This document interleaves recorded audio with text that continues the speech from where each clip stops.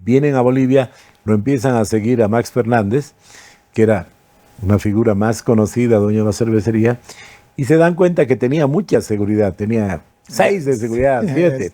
Creo que con unos Mauser viejos, pero impresionaban, ¿no? Siguieron, no, mucha seguridad, ¿no?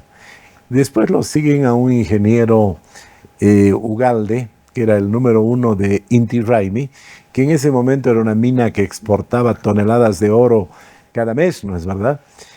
Y él tenía uno solo de seguridad, pero una persona tan bien preparada que cuando lo empezaron a seguir se dio cuenta inmediatamente, porque él hacía un método muy sofisticado, muy interesante de contravigilancia, que los potenciales secuestradores dijeron, no, este tiene a alguien que sabe de seguridad.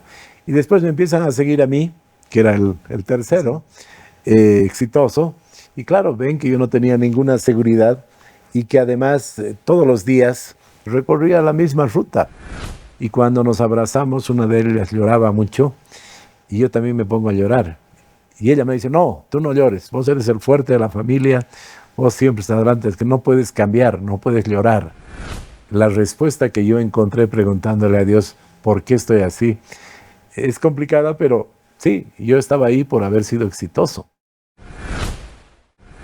Una de las preguntas que salta rápido es, ¿por qué? ¿No? Y yo digo, no iré todos los domingos a misa y demás, pero yo hablo con Dios, ¿no?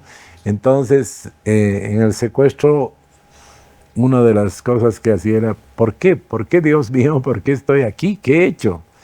Y claro, después de analizar, te das cuenta de que, bueno, es lo que te ha tocado, no hay ninguna razón específica para que te pasen muchas cosas, es parte del misterio de la vida, ¿no es verdad? El misterio de la vida, de la muerte, porque incluso después cuando salí del secuestro, hubieron momentos muy interesantes, ¿no? Por ejemplo, como cualquier persona yo lloro, cuando uno tiene una emoción muy fuerte uno llora, y me acuerdo cuando volví del secuestro, ese 17 de diciembre del año 95, llego a la casa de mis padres, abrazo a mi mamá, a mi papá, y después vienen mis hermanas, yo tengo varias hermanas, y cuando nos abrazamos, una de ellas lloraba mucho, y yo también me pongo a llorar.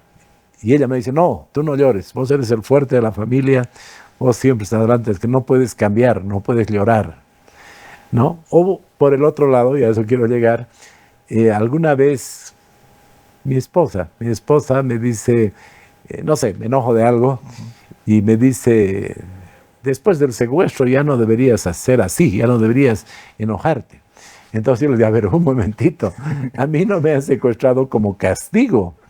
No es un castigo y que ahora porque me han castigado voy a cambiar, ¿no ve? O sea, la respuesta que yo encontré preguntándole a Dios, ¿por qué estoy así? Es complicada, pero sí, yo estaba ahí por haber sido exitoso. Curiosamente esa era la respuesta, ¿no ve? O sea, a mí me fue bien en la industria del cemento y claro, empezó a salir en la prensa, empresa que estaba en quiebra, vale $100 millones, pasa unos años, empresa que estaba en quiebra, vale 300 millones, así. Los 3 hombres más exitosos del país y ahí entraban, sí. Entonces, eso es lo que llama la atención y claro, cuando después uno se entera de que vinieron estos terroristas peruanos a buscar financiamiento, dinero, porque en el Perú ya no podían operar, Fujimori los eliminaba, vienen a Bolivia, lo empiezan a seguir a Max Fernández, que era una figura más conocida, dueño de la cervecería, y se dan cuenta que tenía mucha seguridad, tenía 6 de seguridad, 7. Creo que con unos Mauser viejos, pero impresionaban, ¿no? Siguieron, no, mucha seguridad, ¿no? Después lo siguen a un ingeniero Ugalde, que era el número 1 de Inti Raymi, que en ese momento era una mina que exportaba toneladas de oro cada mes, ¿no es verdad? Y él tenía uno solo de seguridad, pero una persona tan bien preparada que cuando lo empezaron a seguir se dio cuenta inmediatamente, porque él hacía un método muy sofisticado, muy interesante de contravigilancia, que los potenciales secuestradores dijeron, no, este tiene a alguien que sabe de seguridad. Y después me empiezan a seguir a mí, que era el tercero, exitoso. Y claro, ven que yo no tenía ninguna seguridad y que además todos los días recorría la misma ruta, era rutinario. Yo salía de mi oficina muy tarde en la noche, trabajaba hasta las 10, 11 de la noche y siempre dábamos la vuelta a la Mercado, la Yanacocha, la Potosí, hasta la Colón, de la Colón hasta la Camacho por el Parque Los Monos, la Avenida del Ejército y ya bajábamos hacia Orange, hacia la zona sur, ¿no? Entonces, claro, cuando me empiezan a seguir, porque dice que me siguen más de un mes, ven pues que siempre hacía esa ruta, salía yo solamente con mi chofer, no tenía ninguna seguridad, entonces ven que era una presa fácil para un secuestro, ¿no?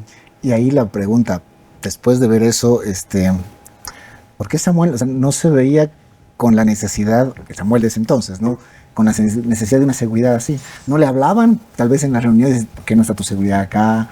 ¿No había eso? No, mira, en los años 90, inclusive yo fui ministro de planificación muy joven, cuando tenía 32 años, y recuerdo que una persona mayor con experiencia, a los pocos días que me nombran ministro, el presidente, me dice, vas a tener cuidado con las escoltas o los escoltas, porque muchas veces se da que esa persona va y pide dinero a tu nombre.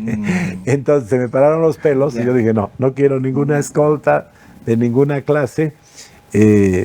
Y además dije, no se necesita. Yo consideraba que Bolivia era el país más seguro del mundo y bueno, yo iba en mi mismo, yo nunca usé el auto oficial del Ministerio de Planeamiento, ni el chofer, yo iba con mi mismo auto, mi mismo chofer, pensaba que no se necesitaba ninguna seguridad, ¿no? Y en algunas situaciones complejas desde el punto de vista de gobierno, la seguridad nos las daban las Fuerzas Armadas, ¿no ve? Me acuerdo que un conflicto en Potosí, llegamos y teníamos que entrar escoltados al lugar donde se iba a negociar con el comité cívico y había pues 100 militares con ametralladoras y demás, pero para los días normales yo suponía que no se necesitaba ninguna seguridad, ¿no? Y lo veía a don Max Fernández con tanta seguridad como algo pintoresco, ¿no? Pero bueno, aprendí de manera dura que sí se necesitaba seguridad, ¿no? Y desde esa época, este año se cumplen 30 años de mi secuestro y son 30 años que vivo con seguridad, ¿no? Claro. Síguenos en Facebook y YouTube como QD Show, en Instagram como QD Show Oficial y como QD Show Bolivia en TikTok.